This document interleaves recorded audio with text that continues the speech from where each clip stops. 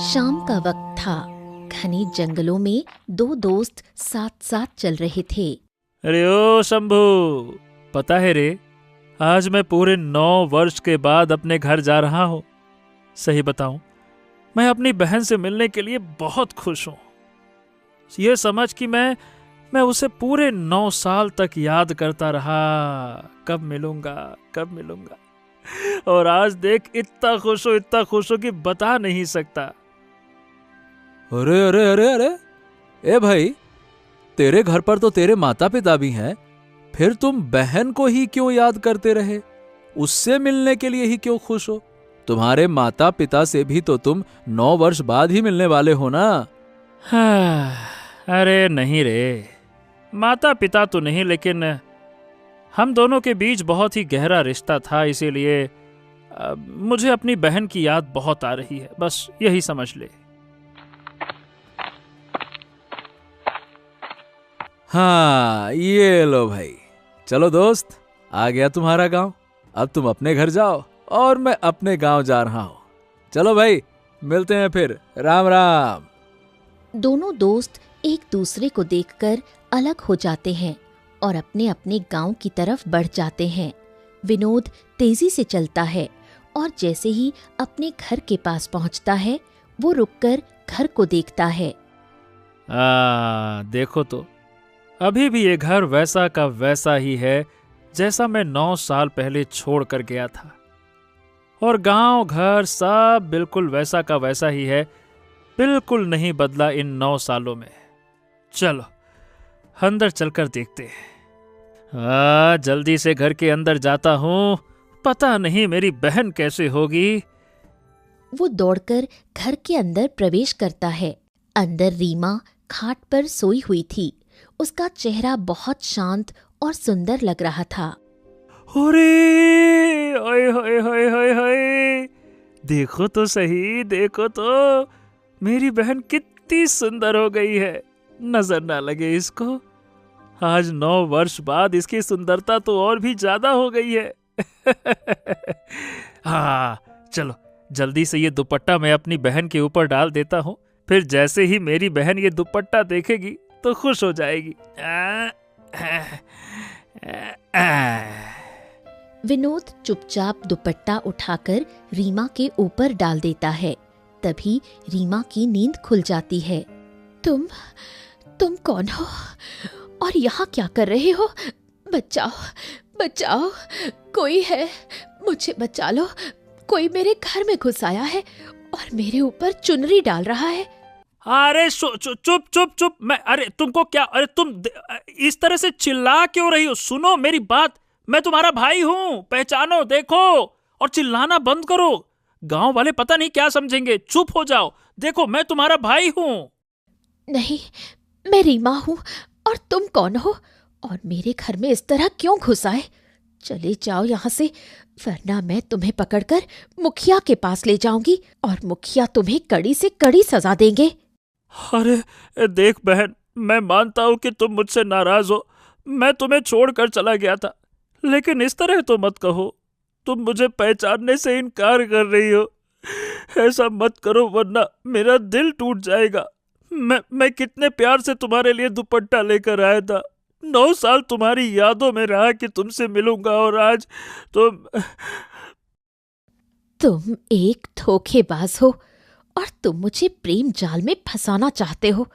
चले जाओ यहाँ से। ये कैसी बातें कर रही हो तुम बहन? मैं तुम्हें बहन बहन कह रहा हूँ, कौन सा प्रेम जाल? तुम मेरी बहन हो, बहन, और तुम मुझ पर उल्टा इल्जाम लगा रही हो। क्या बात कर रही हो ये तुम? रीमा रोते हुए झोपड़ी से बाहर निकलती है और जोर से चीखती है।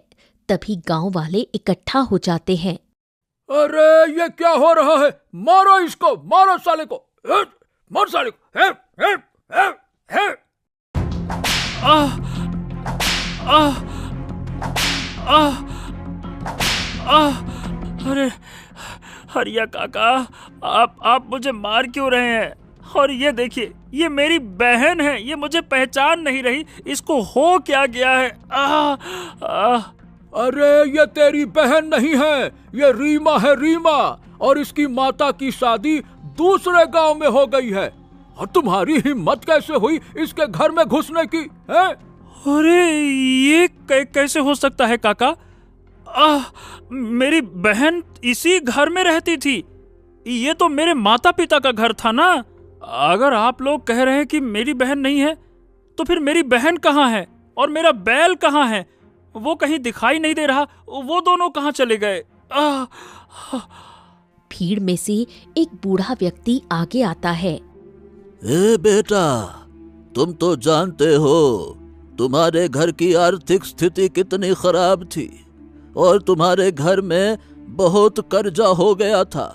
इसी वजह से तू पैसे कमाने के लिए दूसरे गांव गया और आज पूरे 9 वर्ष के बाद आया है। इसके बाद तुम्हें नहीं पता कि तुम्हारे परिवार के साथ क्या क्या हुआ है? काका, उसके बाद क्या हुआ मेरे परिवार के साथ? पूरा सच बता दीजिए, वरना मैं अपने आप को कभी माफ नहीं कर पाऊंगा। क्या हुआ है काका, बताइए। बेटा, तेरे पिता तेरे जाने के बाद मुखिया के घर में चोरी करने के लिए गया था, जिस वजह से मुखिया ने तेरे पिता और तुम्हारी माँ दोनों को मारते मारते मारते मारते इतना मार डाला और फिर ये घर रीमा के माता पिता को बेच दिया। क्या? और मेरी बहन, वो कहाँ है? वो कहीं दिखाई नहीं दे रही काका। तुम्हारी बहन।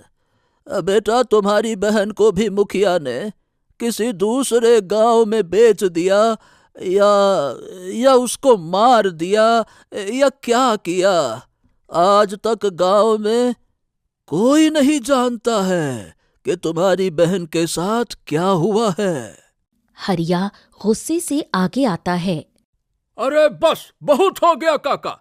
जो इसने अभी किया उसकी सजा इसको मिलेगी। एक जवान लड़की के घर में घुसने की इसकी हिम्मत कैसे हुई? तभी मुखिया वहां आ जाता है। बस करो बस।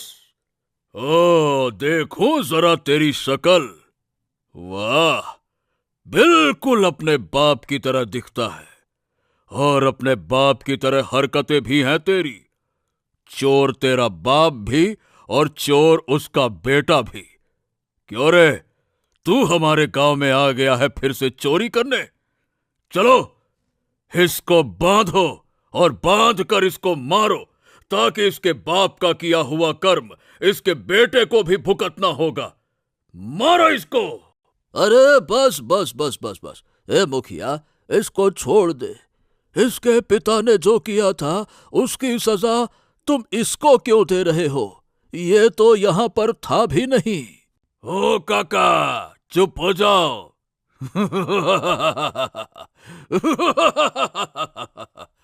गंदा खून आखिरकार गंदा होता है।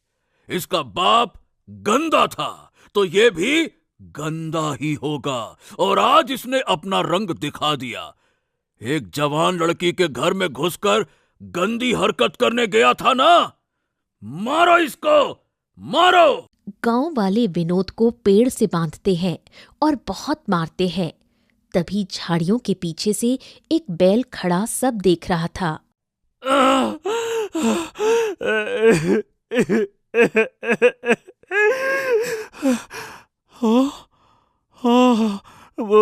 वो झाड़ियों के पीछे एक बैल खड़ा है और वो मुझे देख रहा है।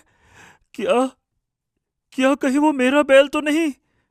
लेकिन इतने बरसों बाद वो मुझे कैसे पहचान सकता है? शायद वो कोई और बैल होगा। अरे रे रे रे रे रे रे रे। फिर सब गांव वाले चले जाते हैं। मीरा चुपके से आती है और रस्सियां खोलती है। तुम चले जाओ यहां से, वरना मुखिया तुम्हें फिर से मारेगा। हटो मेरे रास्ते से, जाने दो मुझे, जाने दो। विनोद गांव छोड़ देता है और घायल हालत में तालाब किनारे बैठकर जख्म धोता है।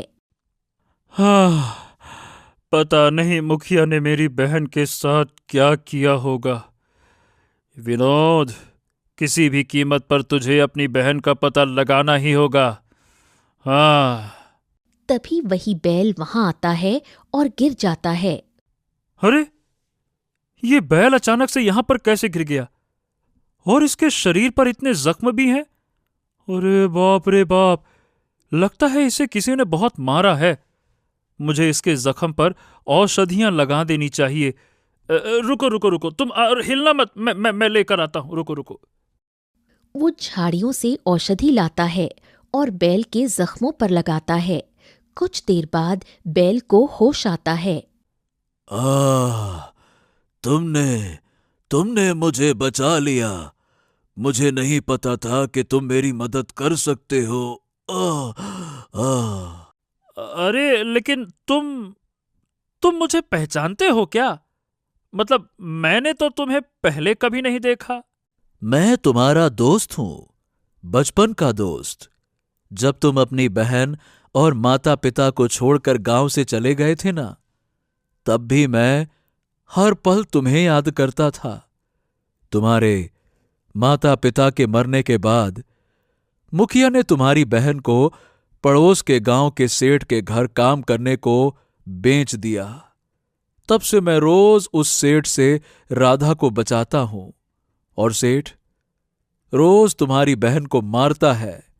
बस इसी वजह से मेरा पूरा शरीर घायल है। क्या बात कर रहे हो? मेरी बहन खतरे में है? कैसी है वो? कहाँ है? तुमने उसे देखा है? कितनी बड़ी हो गई है? वो मुझे पहचानती है क्या? क्या हुआ है उसके साथ? कहाँ है वो? मुसीबत में है वो बेचारी। हाँ, वो तुम्हें पहचान जाएगी और तुम्हें अपनी बहन को बचाना होगा। मुझे पता है कि वो कहाँ है। तुम चलो मेरे साथ, आओ। मेरी फूल सी बहन पर उस सेठ ने हाथ उठाया, मैं उसे छोड़ूंगा नहीं। चलो आओ नंदी, चलते हैं और अपनी बहन को वापस लेकर आते हैं। चलो। नंदी और विनोद दोनों वहां से निकलते हैं और कई घंटे सफर के बाद वो दूसरे गांव पहुंचते हैं, जहां बहुत ही सुंदर गांव दिखाई देता है। अरे वाह वाह वाह वाह वाह, इतना सुंदर गांव तो मैंने पहले कभी नहीं देखा। ये बहुत ही अद्भुत है और पैसे वालों का गांव दिख रहा है। क्यों नंदी? हाँ, जितना सुंदर ये गांव दिख रहा है ना, उतना ही इस गांव के व्यक्ति क्रूर हैं। यहां के लोग गुलाम खरीदते हैं और उसके साथ जानवरों से भी बदतर व्यवहार करते हैं। क्या बताऊं, मेरी बहन पता नहीं कैसी होगी, किस हालत में होगी। ए नंदी, कुछ भी कर, मुझे अपनी बहन के पास ले चल। मुझे उसे देखना है, जल्दी कर। मैं उसके बिना तड़पा जा रहा हूं, जल्दी कर नंदी। हाँ, ठीक है, चलो, बस थोड़ी ही दूर है। मैं तुम्हें उसके पास ले चलता हूं। आओ। दोनों हवेली के बाहर आते हैं। एक कोने में राधा फटे पुराने कपड़ों में बैठकर जोर जोर से रो रही थी। हे भगवान, माँ, पिताजी, आप दोनों मुझे भी अपने साथ क्यों नहीं ले गए? मुझे अब नहीं रहना है यहाँ। मैं थक गई हूँ रोज मार खा खा के। तभी पीछे से सेठ गुस्से में आता है। अरे ओ कम बखत की मारी, मैंने तुझे यहाँ पे काम करने के लिए रखा है, ना कि बैठकर मातम मनाने के लिए। चल अब जल्दी से उठ जा और घर के सारे कपड़े धो डाल, और उसके बाद एक काम खत्म करेगी तो दूसरा काम मिलेगा, दूसरे के बाद तीसरा। फटाफट काम कर, और घर में झाड़ू पोछा और भी बहुत कुछ करना है, जल्दी कर। सेठ जी, मैंने 2 दिनों से कुछ नहीं खाया है। पहले कुछ खाने को दे दीजिए, उसके बाद मैं सारा काम कर दूंगी। मैं तुझे यहाँ कोई रानी बनाने के लिए नहीं लाया हूँ। नौकरानी है तू, नौकरानी, कोई रानी नहीं, जो दिन भर आराम करेगी। बड़ी आई, थोड़ा सा कुछ काम कर लेती है, टांगे फैला के बैठ के रोने लग जाती है। भूख लगी है कि थक गई है कि इसके मम्मी पापा की याद आती है। नहीं तो अरे देख क्या रही है, चल घर का बाकी का सारा काम कर, फिर जाकर एक वक्त का खाना मिलेगा, समझी?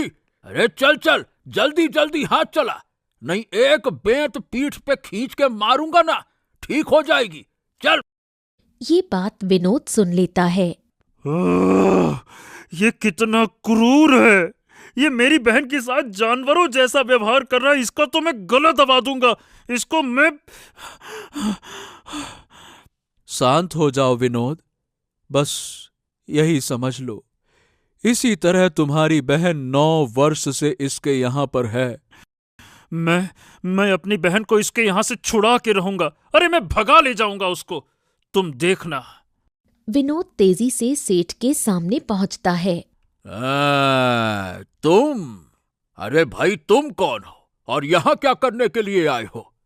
चलो जाओ यहां से, चलो चलो चलो, भागो यहां से। मेरी बात कान खोल के सुन सेठ, मुझे राधा से मिलना है, वो मेरी बहन है और मैं उसे अपने साथ लेकर जाना चाहता हूं, समझा?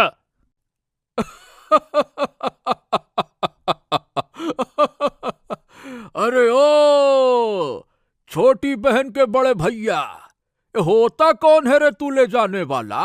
मैंने उसे पूरे 5,000 सोने के सिक्के में खरीदा है और हर महीने 100 सोने के सिक्के देता हूं उसे गुलाम की तरह काम करवाने के लिए, समझा?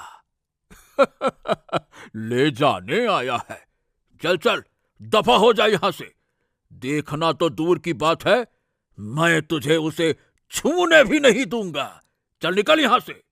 ओ सेठ, तू कुछ भी कर ले, मैं अपनी बहन को यहां से ले जाकर ही रहूंगा, वो मेरी बहन है, किसी की गुलाम नहीं, समझा?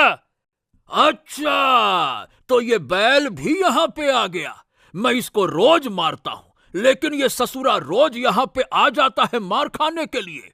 अरे चला जा यहां से, वरना मैं बेत मार मार कर तुम दोनों की खाल उधेड़ लूंगा। अरे चलो रे, निकलो यहां से। तू कुछ भी कर ले सेठ, मैं अपनी बहन के बिना यहां से नहीं जा सकता। अरे ओ रवि, ए रवि, ए चेलो, अरे जल्दी जल्दी आओ रे, इन ससुर के नातियों को हमारी हवेली से मार मार के भगाओ। अरे इनकी हिम्मत कैसे हुई हमारी हवेली में घुसने की, मारो इनको। 2-3 आदमी आकर विनोद को धक्का देकर हवेली से बाहर फेंक देते हैं और सेठ चाबुक निकालता है और नंदी को मारने लगता है। अरे रे, नहीं नहीं नहीं नहीं नहीं नहीं, तुम तो रुको रुको, मेरे नंदी को मत मारो, तुम बस नंदी को छोड़ दो, जो करना है मेरे साथ करो। अरे छोड़ दो नंदी को। हाँ क्यों रे बेटवा, जब नहीं था पेट में गूदा तो क्यों हमारी लंका में कूदा है? इतना याद रखना, मैं कोई मामूली सेठ नहीं हूं, बेंत मारकर खाल उधेड़ लेता हूं, समझ गया? चल निकल यहां से। विनोद और नंदी पेड़ के नीचे बैठकर रोते हैं। हे भगवान, ये मैंने क्या कर दिया, क्या कर दिया? मैं 9 वर्षों में धन कमाया ताकि अपनी बहन, माँ, पिता को एक अच्छी जिंदगी दे सकूं, लेकिन मेरे पास इतना धन भी नहीं है जो मैं अपनी बहन को छुड़ा सकूं, और ना ही मेरे माता पिता रहे, ना ही मेरा घर रहा, सब बर्बाद हो गया, सब बर्बाद हो गया। क्या करूं, कुछ समझ नहीं आ रहा, मुझे अपनी बहन से मिलना है रे नंदी, कुछ भी कर, मुझे राधा से मिलवा दे बेचारी। अरे चुप हो जाओ विनोद, लेकिन हाँ एक उपाय है, रात होते ही तुम हवेली के पीछे के दरवाजे से अपनी बहन के पास जा सकते हो और उससे मिल सकते हो। हाँ हाँ हाँ, तो ठीक है, मैं आज रात होते ही अपनी बहन से मिलने जाऊंगा, हाँ ये ठीक रहेगा। लेकिन हाँ, उसे भगाने की कोशिश मत करना। अगर तूने उसे भगाने की कोशिश की और अगर कहीं पकड़े गए तो वो तुम्हारी बहन को जान से मार देगा। इसीलिए हमें उसे यहां से निकालने का कोई दूसरा रास्ता ढूंढना होगा। अभी तुम सिर्फ अपनी बहन से मिलकर वापस आ जाना, ठीक है? ठीक है, जैसा तुम कहो वैसा ही करूंगा। तुम्हें ज्यादा अनुभव है यहाँ का। ठीक है। फिर आधी रात होते ही विनोद चोरी चुपके हवेली के पीछे के दरवाजे से अंदर आता है। बाप रे, ये तो इतनी बड़ी हवेली है। अब मैं कैसे अपनी बहन को ढूंढूं? पता नहीं कहाँ होगी। थोड़ा आगे जाने पर रसोई से खांसने की आवाज आती है। अरे, इतनी रात को ये रसोई से खांसने की आवाज किसकी आ रही है? जाकर देखना चाहिए। वो किचन में जाता है, तभी राधा जमीन पर सोई होती है। ए भगवान, ए भगवान, क्या मेरी मासूम सी बहन यहाँ जमीन पर सोई हुई है और ढंग की एक चादर भी नहीं है? क्या हो गया है, क्या हो गया है ये? विनोद राधा के सिर पर हाथ रखता है, तभी राधा की नींद खुल जाती है। तुम कौन हो और यहाँ क्या करने आए हो?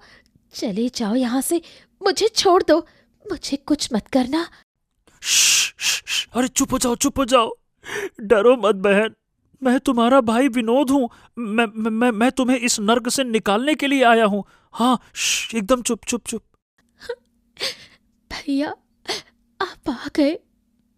मुझे उम्मीद नहीं थी कि आप कभी मेरे पास आओगे। सब कहते थे कि आप मर गए हैं और पिताजी भी, माँ भी, सब मर गए और मैं अकेली इस दुनिया में अनाथ हूँ।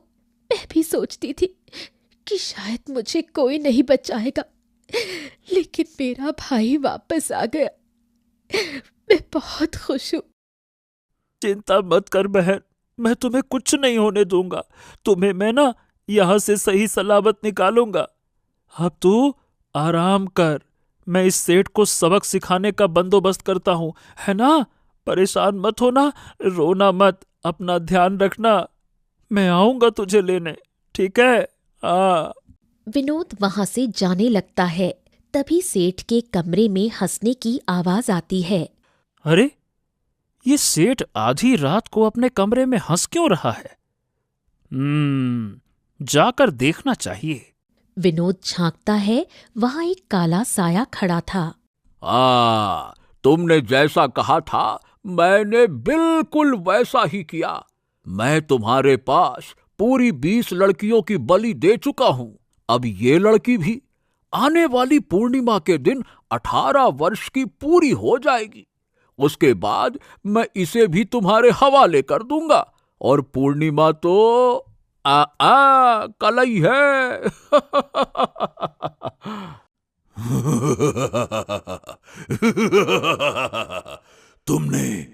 तुमने अपना वादा पूरा किया।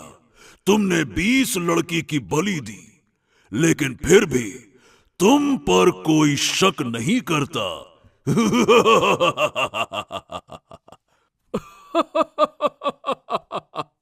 अरे कौन शक करेगा?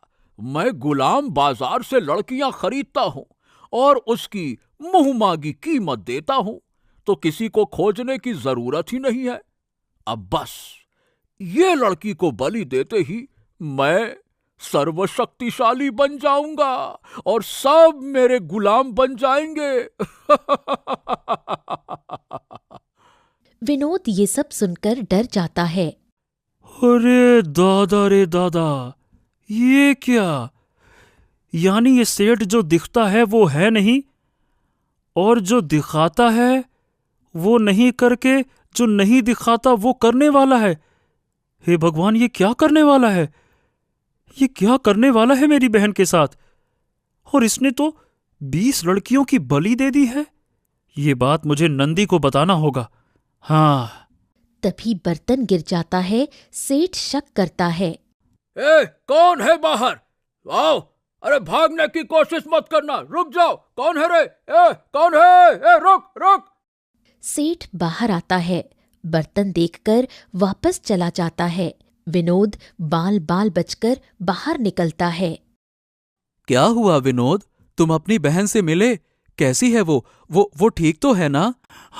नंदी नंदी मेरी बहन बड़ी मुसीबत में है।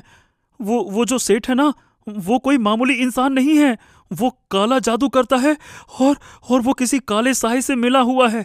और उसने अब तक 20 लड़कियों की, हाँ 20 लड़कियों की बलि दे दी है। और बस एक और लड़की की बलि देने की बात कर रहा है, और वो मेरी बहन राधा है। हे नंदी, मुझे अपनी बहन को उसके चंगुल से किसी भी हाल में बचाना होगा। हाँ, यही तो मैं भी सोच रहा था कि वो कई सारे गुलाम को लाया तो था, लेकिन सब गायब हो गए, और एक राधा ही क्यों उसके पास थी। यानी कि राधा की उम्र नहीं हुई थी, और बाकी सब जितने गुलाम वो लेकर आया था, सब 17-18 वर्ष की हुआ करती थीं। अब समझ आया। समझ गया ना सब, लेकिन अब ये बता कि हमें इस समस्या का सामना कैसे करना होगा, इसका उपाय क्या होगा? चलो अब, मेरे पास एक उपाय है। यहीं से घने जंगलों के बीच एक साधु महाराज बैठते हैं, हमें उनके पास जाना चाहिए। वो हमें कोई न कोई उपाय जरूर बता देंगे। चलो। हाँ तो ठीक है, चलो चलते हैं, चलो। दोनों अंधेरे जंगल की ओर निकल पड़ते हैं, और थोड़ी ही दूर जाने के बाद साधु महाराज के पास पहुंचते हैं। देखो विनोद, यही वो साधु महाराज हैं जो हमारी मदद कर सकते हैं। जाओ, बात करो। हाँ ठीक है, चलो चलते हैं। फिर दोनों साधु महाराज के पास जाते हैं। बताओ कैसे आना हुआ? साधु महाराज, मेरी मदद कीजिए। मेरी बहन एक बहुत बड़ी मुसीबत में है। एक सेठ उसे अपनी गुलाम बना के रखा है, और पूर्णिमा के दिन 18 साल होते ही उसकी बलि एक काले साए को देने वाला है। आखिर इसका क्या सच है, और वो ऐसा क्यों कर रहा है, पता नहीं। और पता है, वो लगभग 20 लड़कियों की बलि दे चुका है। अच्छा, यानी तू उस सेठ की बात कर रहा है। वो तेरी बहन की बलि देकर सर्वशक्तिशाली बनना चाहता है। उसने तुम्हारी बहन की बलि देने के लिए पूरे 9 वर्षों तक उसे अपने यहां नौकरों की तरह काम करवाया है, क्योंकि उसने जितनी भी बलि दी है वो सब एक मामूली बलि थी, और तुम्हारी बहन की बलि देते ही वो सर्वशक्तिशाली हो जाएगा, क्योंकि तुम्हारी बहन का जन्म एक ऐसे नक्षत्र में हुआ है जिसमें जन्मी हुई कन्या बहुत ही शक्तिशाली होती है। और हां, इसका गुण परवल होता है। इसी वजह से वो तुम्हारी बहन की बलि देना चाहता है। हाँ मतलब वो तो ठीक है, लेकिन आखिर वो काला साया क्या है जो इतनी सारी लड़कियों की बलि ले चुका है? वो क्या चाहता है?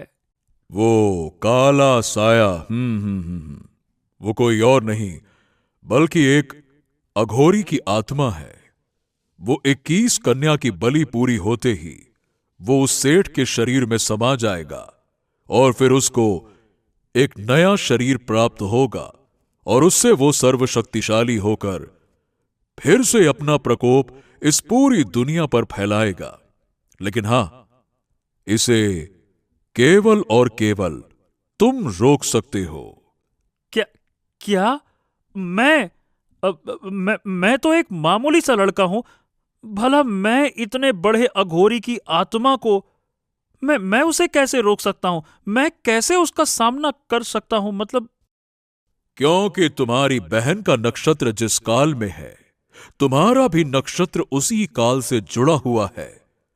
इसीलिए तुम्हें कल पूर्णिमा की रात जैसे ही वो तुम्हारी बहन की बलि देगा, उसी वक्त तुम्हें अपनी बहन के साथ में खड़े हो जाना है। तभी वो साया वो बलि नहीं ले पाएगा, और तुम दोनों एक होकर काले साए का सामना कर सकते हो। ठीक है, अगर ऐसा है तो हम दोनों ये करने के लिए तैयार हैं। ठीक है। जी साधु महाराज, कुछ भी हो जाए, पर मैं अपने मालिक के इन दोनों बच्चों को कुछ नहीं होने दूंगा। फिर दोनों वहां से निकल पड़ते हैं। तभी मीरा उनके सामने आकर खड़ी हो जाती है। तुम? अरे तुम यहाँ क्या कर रही हो? चली जाओ यहाँ से, चलो जाओ। तुम कहाँ जा रहे हो? मैं तुम्हें ढूंढ ढूंढ कर बहुत परेशान हो गई। चलो, मुझे मुखिया से बचा लो। वो मुझसे शादी करना चाहता है। मुझ पर वो गलत नजर डाल रहा है। पहली बार मैं तुम्हारे पास गया था तो तुमने मुझे पूरे गांव वालों से मार खिला दिया, जबकि मैं तुम्हें बहन मानता था। बहन बहन बहन करके बोल रहा था। मैं तुम्हारी कोई मदद नहीं करने वाला। चुपचाप यहां से चली जाओ, जाओ। ऐसा मत करो। भगवान के लिए तुम इतने पत्थर दिल मत बनो। अगर मेरी जगह तुम्हारी बहन होती तो क्या तुम उसे इस तरह मुसीबत में छोड़ देते? भगवान के लिए मेरी मदद करो। विनोद, ये ठीक कह रही है। जिस तरह तुम्हारी बहन की जान और इज्जत जरूरी है, उसी तरह से हर लड़की की इज्जत और जान जरूरी है। देखो, मुखिया को सबक सिखाना होगा। मैं भी इतने वर्षों से इसी पल का इंतजार कर रहा था कि कब तुम और मैं मुखिया से बदला लेंगे। अरे लेकिन हमें तो पहले अपनी बहन को बचाना है ना। हाँ ठीक है, चलो चलो आओ चलते हैं। फिर विनोद, नंदी और मीरा तीनों वहां से निकल पड़ते हैं और चलते चलते मुखिया के घर पहुंचते हैं।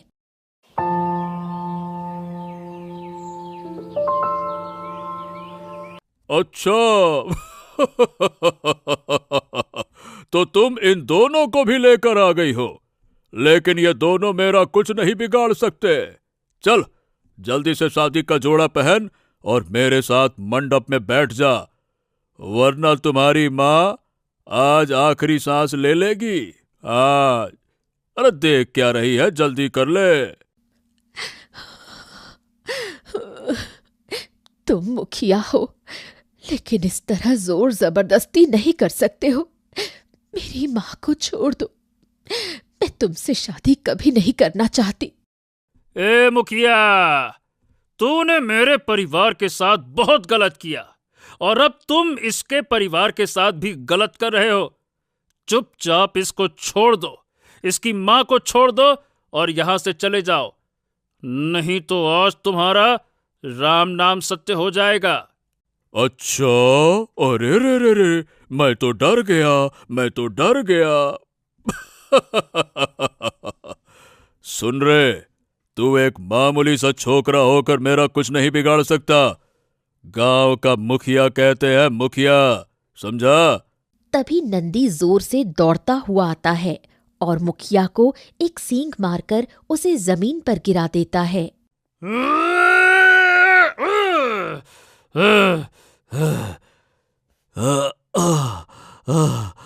तुम्हारी वजह से मेरे मालिक और मालकिन पर चोरी का इल्जाम लगा था और तुमने पूरे गांव वालों के सामने उनको बेइज्जत किया था और राधा को भी तुमने बेच दिया, गुलाम बाजार में बेच दिया तुमने।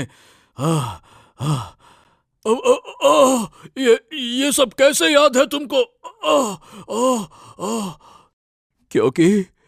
क्योंकि मैं वफादार था और अपने मालिक का बदला लेना चाहता था, और आज विनोद के आते ही मुझ में हिम्मत आ गई।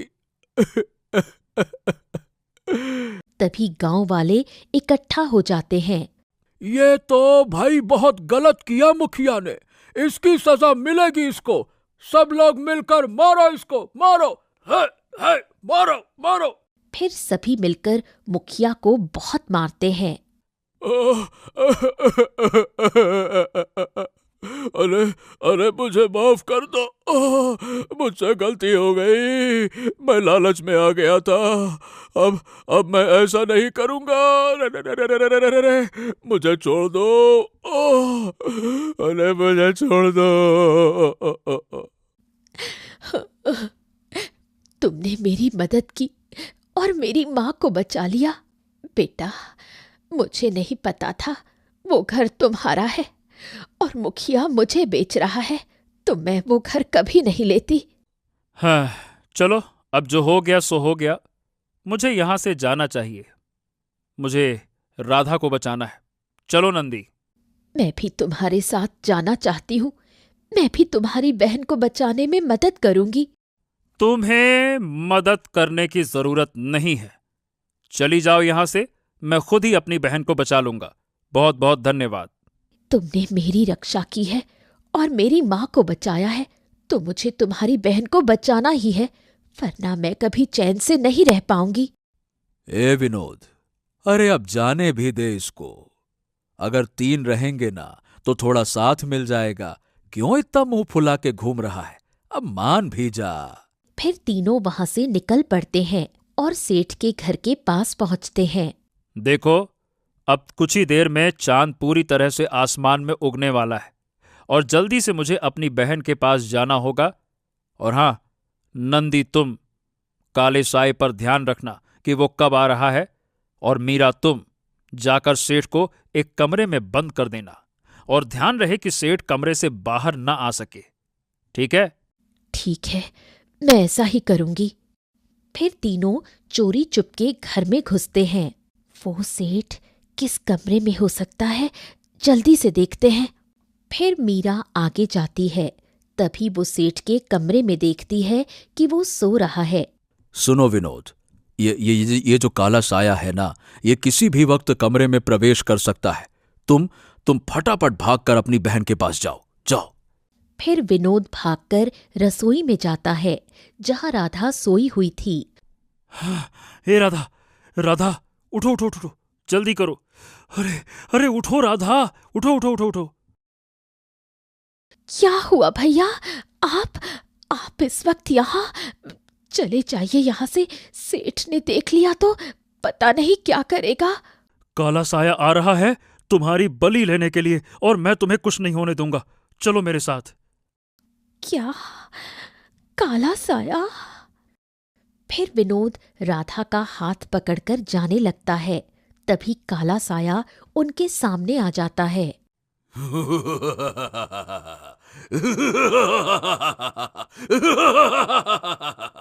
कौन हो तुम और मेरे शिकार के साथ क्या कर रहे हो? चले जाओ यहां से, ये मेरा शिकार है, मेरा शिकार। तू मेरा कुछ नहीं बिगाड़ सकता। चले जाओ यहां से, नहीं तो बचोगे नहीं। भैया, ये कौन है? ये तो कोई भूत लग रहा है। भैया, मुझे बचा लो, मुझे बहुत डर लग रहा है। अरे डर मत राधा, मैं तुम्हें कुछ नहीं होने दूंगा। मैं तुम्हारी रक्षा करूंगा, ठीक है ना? मैं हूं ना? हाँ। तभी काला साया विनोद के नजदीक आने लगा। इतने में ही नंदी उसके सामने आकर खड़ा हो जाता है। तुम इन दोनों को छू भी नहीं सकते। चले जाओ यहां से, चले जाओ।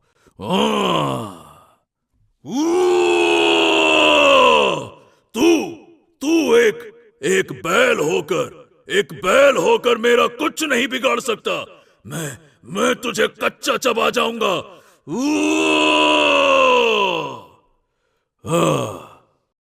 तभी काले साए से तेज रोशनी निकलती है, जिससे कि नंदी वहीं पर मर जाता है। नंदी, नहीं नहीं नहीं नहीं नहीं, नंदी, नंदी, मेरे नंदी, उठो, तुम्हें कुछ नहीं होगा। नंदी, उठ जाओ नंदी। ये अब कभी नहीं उठेगा। मैंने इसे मार दिया। ये खुद को समझता क्या था कि एक बैल होकर मेरा मुकाबला करेगा। मेरा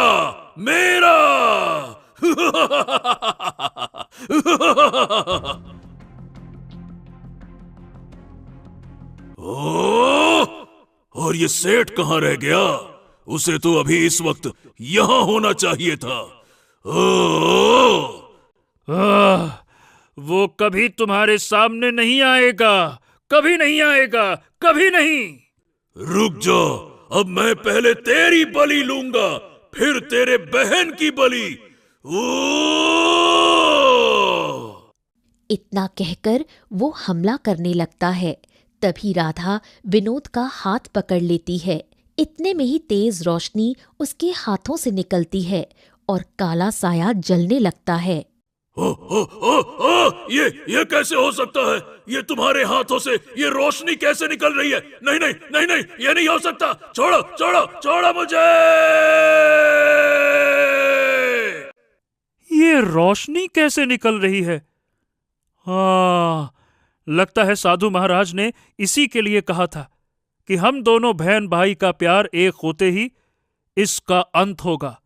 यानी हम दोनों का प्यार ही इसका अंत है। भैया, ये तो मर गया। मुझे तो यकीन ही नहीं हो रहा कि हमारी शक्ति से ये मर गया। इतने में मीरा सेठ को लेकर आ जाती है। अरे अरे, तुम दोनों ने मुझे आखिरकार आजाद कर दिया। वो काला साया, वो मुझे कई वर्षों से अपने इशारों पर नचा रहा था। आज उसके जाते ही मुझे सब कुछ याद आ गया। पता है, मैं एक दिन तालाब के किनारे जा रहा था। उसी वक्त अघोरी का काला साया आया। उसने मुझे घेर लिया और तब से मैं उसके इशारे पर सभी लड़कियों की बलि देता जा रहा था। मुझे तो अपने आप पर शर्मिंदगी हो रही है। देखो देखो, मुझे माफ कर दो। मुझसे गलती हो गई, अनजाने में गलती हो गई। मुझे माफ कर दो। अच्छा, ठीक है, कोई बात नहीं। आपने ये सब कुछ जानबूझकर नहीं किया। ये सब उस काले साए ने आपसे करवाया है। ठीक है, कोई बात नहीं। इतना कहकर विनोद नंदी के पास बैठकर फूट फूट कर रोने लगा। बस बस बस बस, शांत हो जाओ। अब रोने से कोई वापस नहीं आएगा। चलो, इसका अंतिम संस्कार कर देते हैं। चलो। फिर सभी ने मिलकर जैसे तैसे एक पेड़ के नीचे गड्ढा खोदा, नंदी को दफन कर दिया। मैं तुमसे वादा करता हूं नंदी, तुमने मेरी बहन का इतने समय तक साथ दिया, उसकी रक्षा की। मैं अपनी बहन को कभी भी कोई तकलीफ नहीं होने दूंगा और इसे एक अच्छी जिंदगी दूंगा। हाँ, वादा है मेरा तुमसे, वादा। हाँ, देखो, तुम्हारी बहन ने इतने वर्षों तक मेरे घर की सेवा की है, इसीलिए मैं तुम्हें धन देता हूं जिससे तुम अपनी बहन के साथ एक अच्छी जिंदगी बिता सको। इतना कहकर सेठ उसे थोड़ा धन देता है, जिसे लेकर विनोद अपनी बहन के साथ अपने गांव लौट जाता है। विनोद, तुम मुझसे शादी कर लो, मुझे तुमसे प्रेम हो गया है। क्या? देखो, मैं तुमसे शादी कभी नहीं कर सकता। भैया, मीरा बहुत अच्छी लड़की है, आप इससे शादी कर लो ना। इसने हमारी मदद की है और देखो ये कितनी सुंदर है। आप दोनों की जोड़ी अच्छी जमेगी। देखो, अब तो तुम्हारी बहन ने भी हाँ कर दी है। अब तो मुझसे शादी कर लो। अब चलो ठीक है, हम दोनों बहुत ही जल्द शादी कर लेंगे। बस अब खुश? ठीक है। कुछ ही दिनों बाद विनोद मीरा से शादी कर लेता है और अपनी बहन राधा के साथ खुशी खुशी जीवन यापन करने लगता है।